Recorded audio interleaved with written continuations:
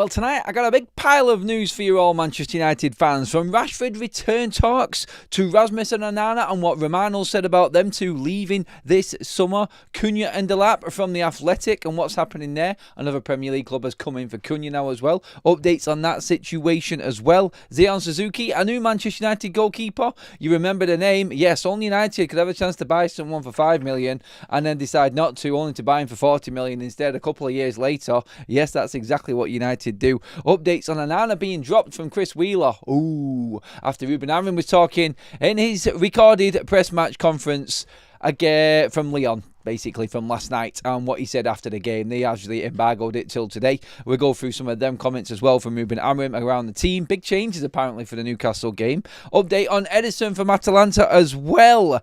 So much to get through in so little time. It is Friday evening, and obviously we are covering everything that's going on. And yeah, when you look at everything that's happening right now around Manchester United, around the talk of what happened last night. We've discussed that already, the debacle, which was the last few minutes. And it's really, when you look at it, all edging towards the Europa League. That's all it seems to be. That's all. And I said this morning. Everything that's been talked about, everything just looks like it's all gearing to the Europa League. Even the Premier League games. I actually discussed it this morning with not knowing what was going to come in the press conference later on from last night's discussions. And it now looks like that is actually coming true. We'll talk about that in a minute because it does look like it's now going to be Premier League practice matches. It seems a bit strange, doesn't it? But that looks like it is all eggs firmly in the Europa League basket. But first of all, we have to talk about a player that is obviously going to be coming back to Manchester United this summer, whether we like it or not. I know I'm not talking about Jadon Sancho this time. I'm talking about that other nightmare, which is Marcus Rashford. And yes, there is talks obviously going around about what we do when he comes back, because he is going to come back. And United are going on an extended tour this summer. And obviously all talk of Manchester United and the squad, the travelling squad to Malaysia, how many games we're going to get in there as well. 2 more games. That is classed as a pre-season, extended pre-season. So does that mean that Marcus Rashford, straight after that Villa game, which is the last game, funnily enough, ironic, I know, Rashford back at Old Trafford, not playing, sat on the bench again because he's not allowed to play because he's on loan. Kind of a funny bit to that, isn't it, really? But yeah, United head out, as we know, that day.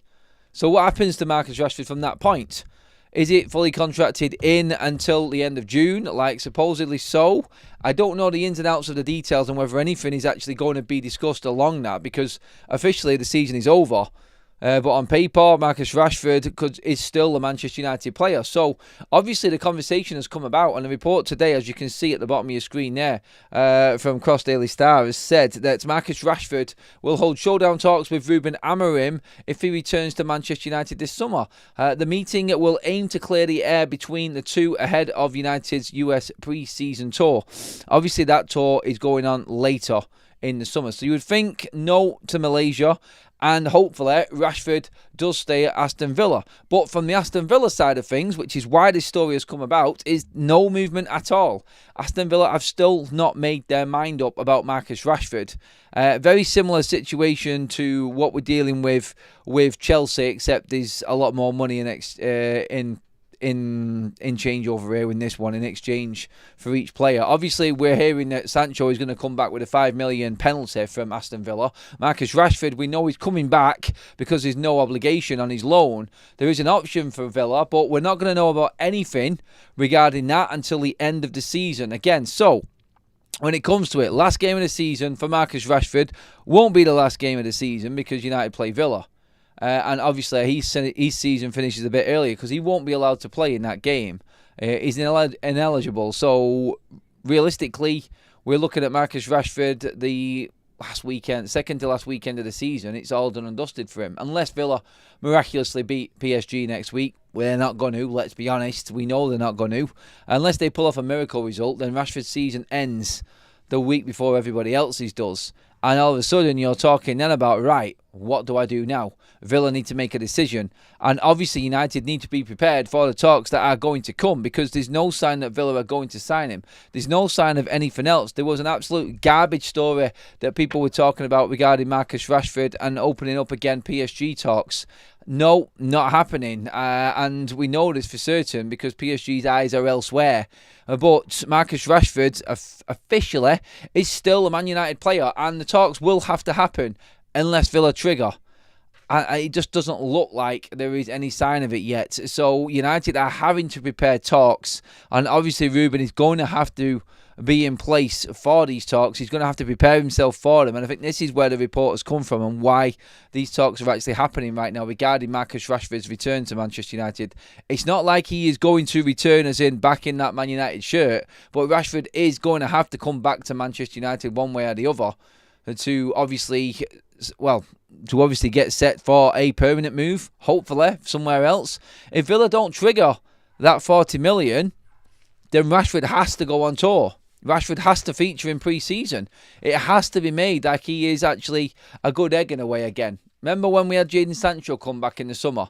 Everything was alright, everyone was happy again. They just brought him back so they could move him on eventually, but he did feature in the pre-season tour, played in the pre-season tour, in fact played in the Community Shield for Manchester United. So when we look at that, you've got to look at it and go, we could have exactly the same situation as we did with Jadon Sancho last summer, with Marcus Rashford this summer. And how things change dramatically around Manchester United. It's a story we don't really want to be talking about, but it's a story that's probably going to come to fruition and actually be there this summer. And United are going to have to deal with it. They're going to have to prepare themselves for let's just say, a plan B for Marcus Rashford if Villa don't go for him. And they really are probably banking on Marcus Rashford doing really well. We need him to do well, so Villa feel like there's an urge there to buy Marcus Rashford. Because if they don't, then obviously Manchester United are stuck with him. And then we have to sell him to somebody else. And it does take a lot of time out of our summer, which is already jam-packed, obviously, with the tours and transfer negotiations already going on. Because Manchester United, you can guarantee it, was banking on selling Marcus Rashford and having that money in the coffers ready to reinvest back into the squad. Because it's a crucial amount of money, because it's obviously got the 100% profit on top of it with him being a homegrown player. So United really, whether they want to or not, and whether they think that Marcus Rashford is out of sight, out of mind right now and plying his trade elsewhere and everything looks okay and we don't have to worry about anything, you are going to have to accept that we are going to be getting Marcus Rashford back in the summer. And at that point, we will have to deal with the situation. And I don't know which way they're going to go. I don't know which way Manchester United are going to look at it, but they are going to have to have a plan. And I think looking at it as it is now, I think that Rashford will come back and we will have to deal with selling him elsewhere. I think Villa are going to leave us in the lurch with Marcus Rashford, because I don't think he's done enough, unless he actually starts tearing it up even more right now. Yes, he scored a few goals and he's doing all right, but there's nothing that we can do. It was a needs must right on the end of the transfer window in January, and Rashford had to find a club, and Villa took him on. Emery likes him, Emery's using him, it's all looking good, but with no sign of them looking to take Marcus Rashford on full time at the moment. And time's ticking. After this weekend, we've got 6 games left in the Premier League. And Manchester United's season, yes, we're in Europe, Villa are in Europe, Villa will be out of Europe next week, and their season will literally be 6 more games for Marcus Rashford to do something, which has probably helped Aston Villa to challenge and get into the top 5, which is going to get them Champions League. Because if they don't, I don't see Marcus Rashford staying at Aston Villa. And this conversation that we're having now around Ruben Amorim preparing himself to have showdown talks with Marcus Rashford, I think it's a story that's just brought up because he knows, or the publication knows, that Manchester United fans are going to be angry with the situation at the moment going around United, especially after last night. And United are always box office news. They're stating the obvious. They're stating the clear enough, and it's the first media outlet that I've seen actually come out and say what United will have to be dealing with this summer. But as closer we get to that window opening, and as close as we get to the season finishing, all of these conversations are going to start coming about even more. And if Rashford doesn't score in the next game, then you've got 5 games left to go after the Premier League game at weekend. then it just starts counting down. And if Villa are not getting anywhere near that Champions League place, and I don't think they're going to feel like they need the squad, and Marcus Rashford could be 40 million spent elsewhere in another position, do they think they can go out and get a better player? I mean, you look at Asensio, who's come in, he's done twice as much as what Marcus Rashford has so far for Aston Villa. And I think the fans have taken him to the heart. So it's going to be an awkward one for Manchester United, whichever way you look at Marcus Rashford. And sadly, yep, there we are again, stuck with someone that we cannot actually deal with. There is a insanely possible realisation, whatever you want to call it. There is a real chance that Manchester United, on our pre-season tour, could have the Freedom Fighters back in our squad. We could have Jadon Sancho and Marcus Rashford in a red shirt on pre-season for Manchester United, because we cannot sell them. We cannot get rid of them. They just won't let go. They will not let go. They're like a leech. They just want to let go. They just want to suck out that little bit more money out of Manchester United before they go, and before they're burnt off and sent out. Oh, it's painful, I know. And I don't like talking about it, but we have to be honest, and we have to accept the reality, which is Rashford and Sancho are still Manchester United players and are coming back this summer. And I fear, because I'm only bringing up the Sancho one because of what we talked about this morning when the Daily Mail said it now looks certain that Chelsea are going to pay the £5 million penalty and send the flop back to Manchester United. And then we have to try and sell a player who's in the last year of his contract on stupid amounts of money, and we're probably going to get rinsed. Someone's probably going to take him for peanuts. And you know it will be.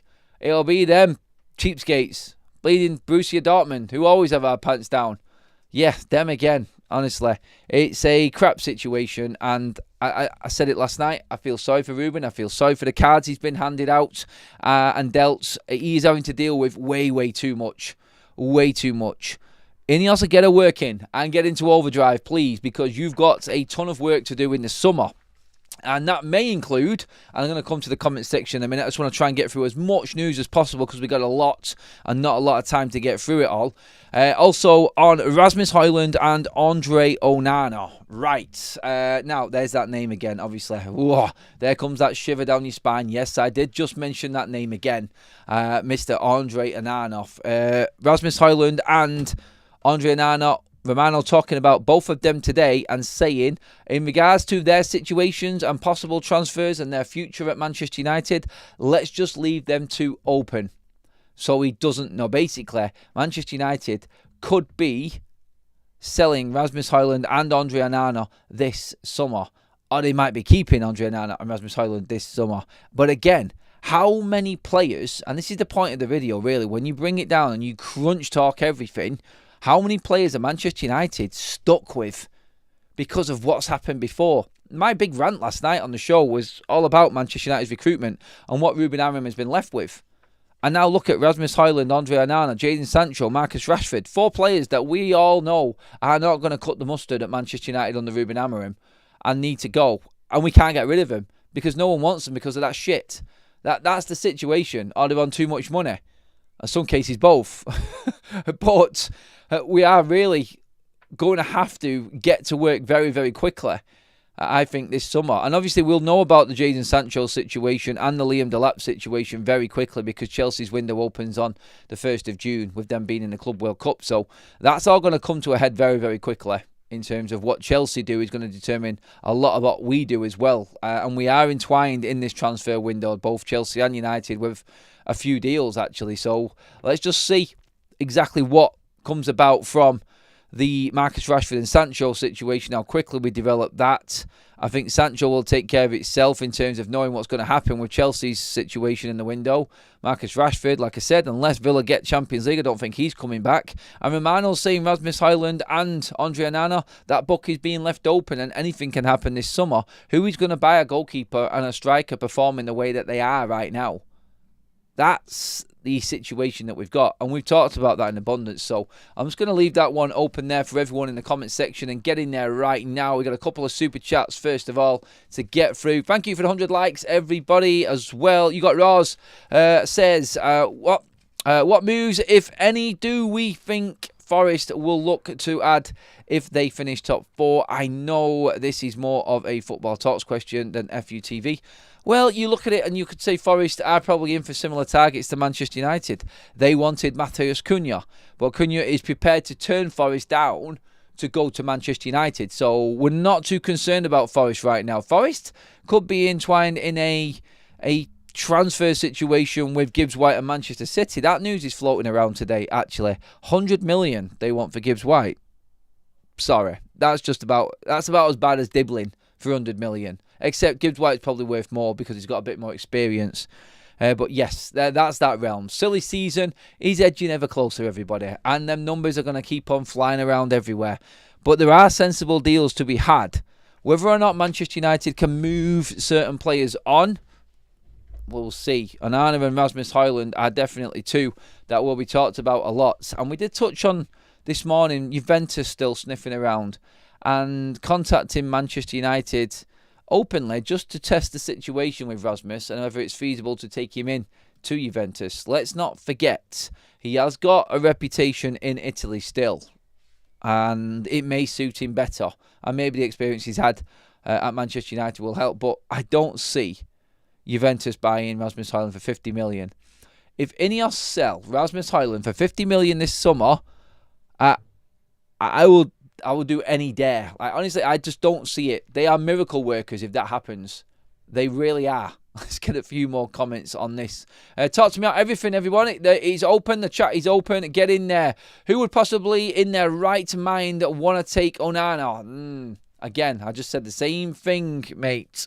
Henry says, well done, Adam. You have just wound me up to some tune with these two parts of Rashford and Sancho. I would sack the pair of them. I know, I wish it was that easy, but Philip, hi Adam. What do you think about Kasper Schmeichel? He's experienced and would be cheap. Forgive the spelling.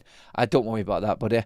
Same situation for me. Just blame the typos. That's all. Blame the typos. That's what I do, Philip.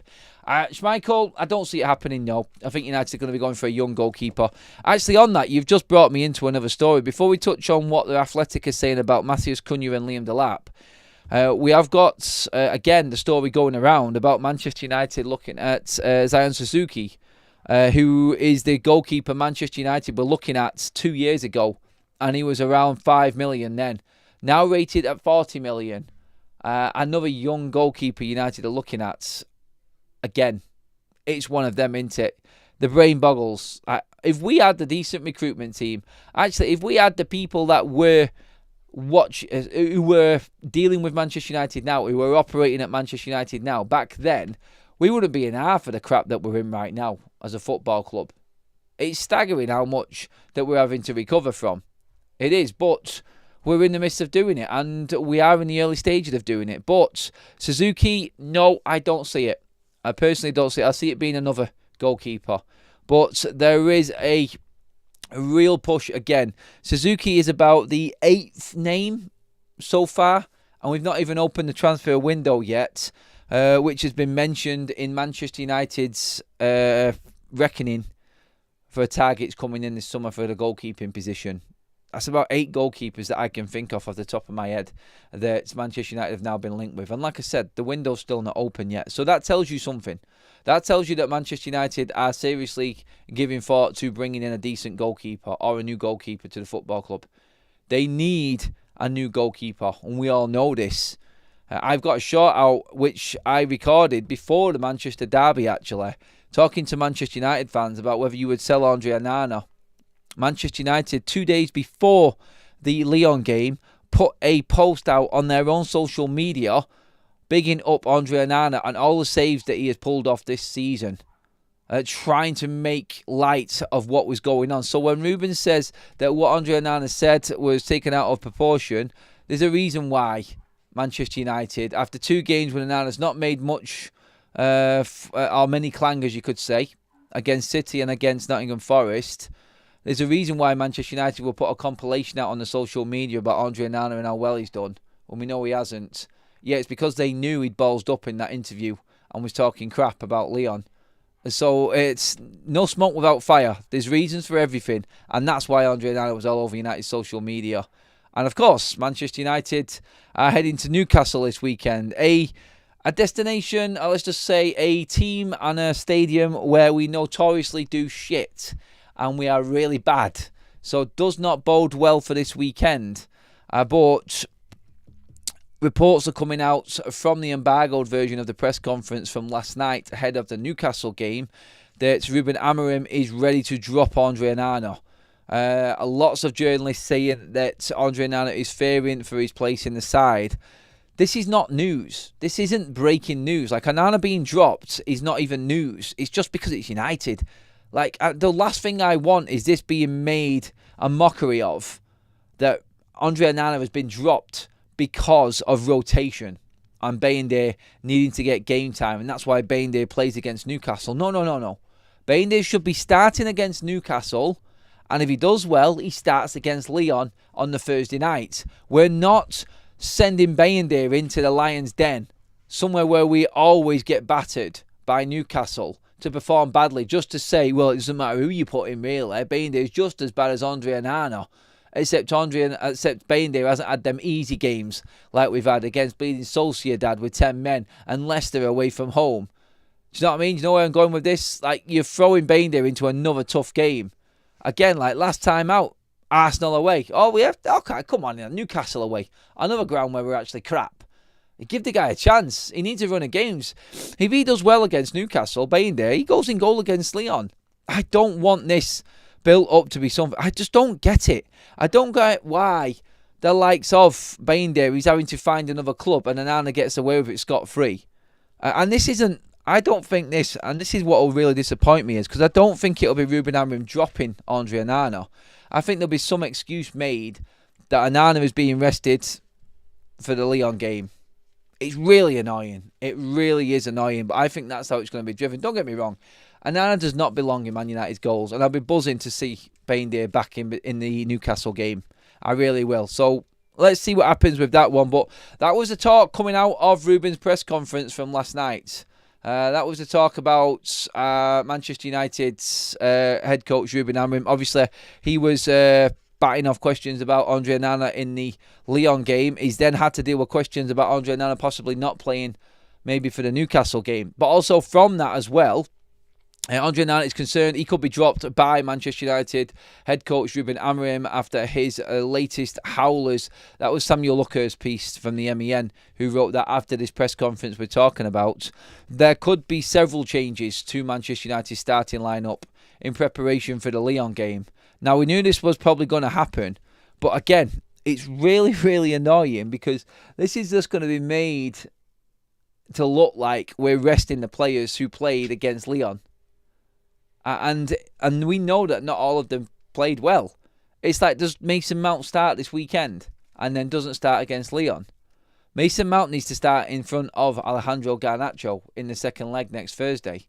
Play Garnacho against Newcastle. Play Andre Onana against Newcastle. The game doesn't matter in the grand scheme of things. When you look at the big picture right now, it's all about Lyon and nothing else. St James's Park, I think, we're lambs to the slaughter going to St James's Park this weekend. I do believe he will make changes, and I think it'll all be to freshen things up, ready for the Lyon game. I would play the same team, near enough.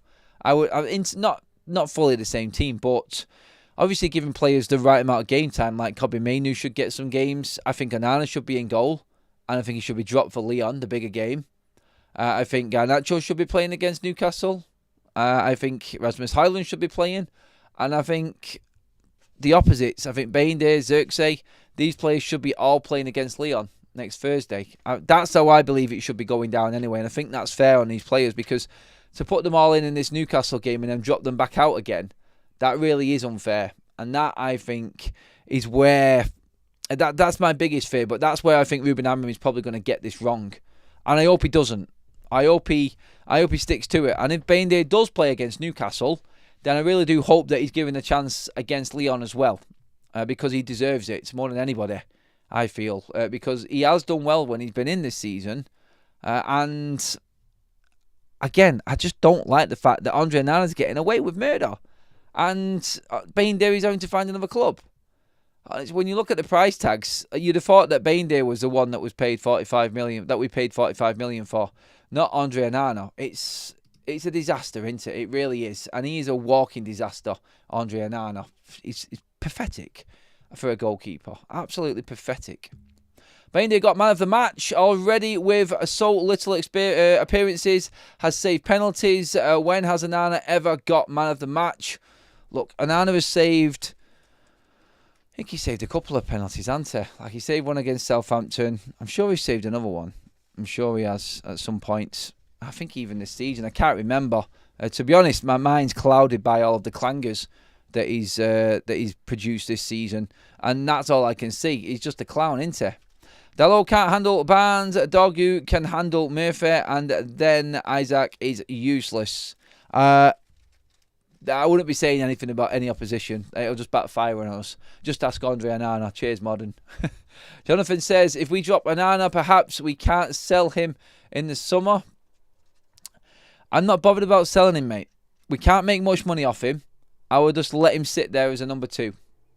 Everyone likes him. He's a clown. He's a character. I just don't think he should be in the side. Look, like I said, if we can sell Andre Onana in the summer, fantastic. Absolutely brilliant. I just don't want him in the team. Look, if we sell him, we're not going to make much money anyway, so what's the point apart from saving his wages? He's not going to reach his bonus level if he's not playing week in, week out.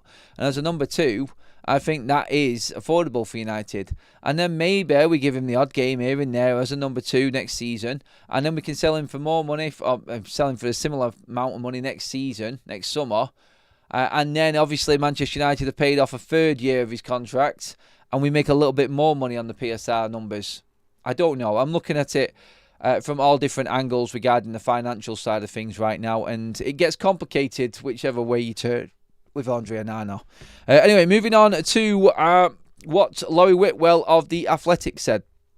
Both Matheus Cunha and Liam Delap are plausible targets and realistic, doable transfers for Manchester United. They see Matheus Cunha as a player that can give them that difference in number 10 while covering the lack of goals within Manchester United this season. They see him bringing goals to the table for United, which he will do, obviously. Again, I've said this, and now that Laurie Whitwell of The Athletic has come out about it as well, it is all now down to and looking like United are looking for proven Premier League players when it comes to that front line. They seem to be top of the pecking order. Obviously, we will bring in players. Even if we don't bring in Cunha, even if we don't bring in Delap, we still will be bringing in forwards this summer.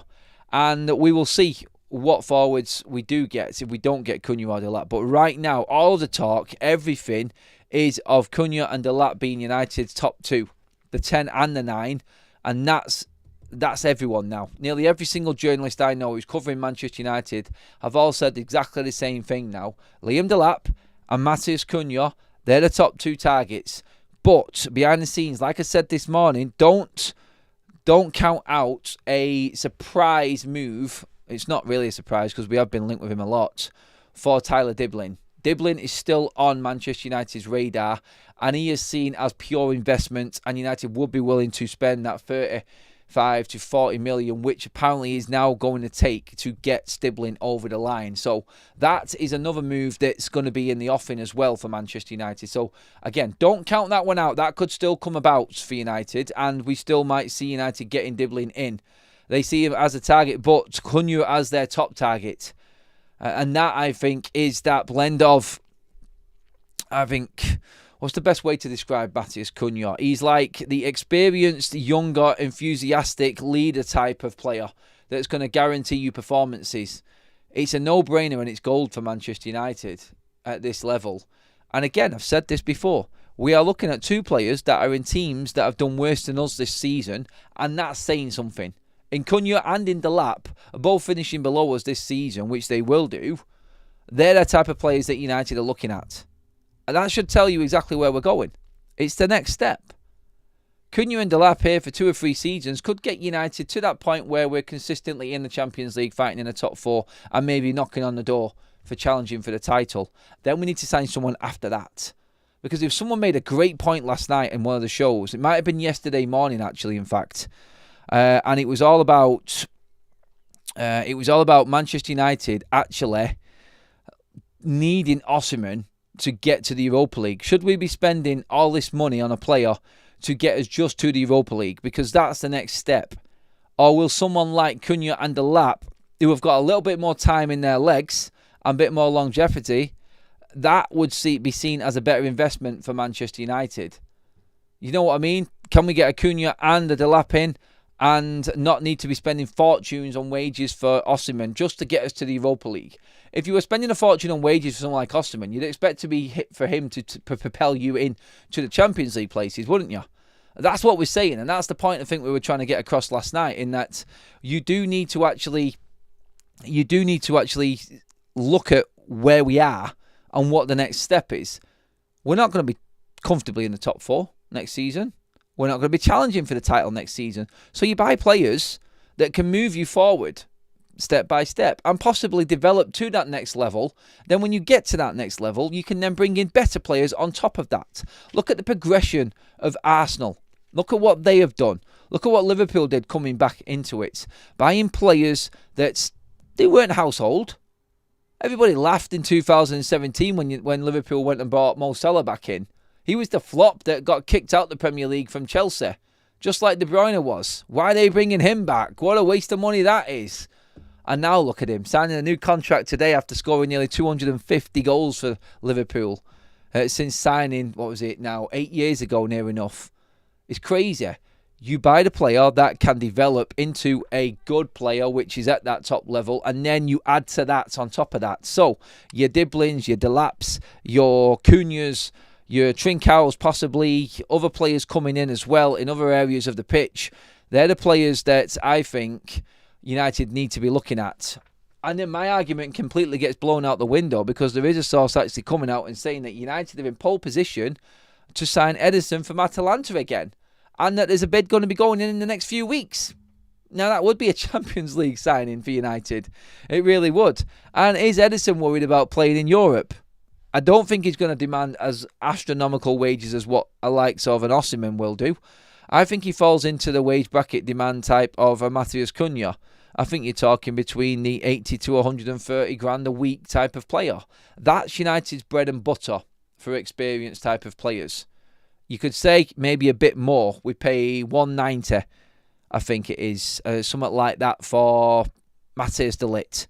But mid-25 player who's got the experience at the highest level that de Ligt's got, that's something you would probably invest in a little bit more. And let's be honest, de Ligt's earned his money this season for Manchester United when you're comparing him to other players, isn't it?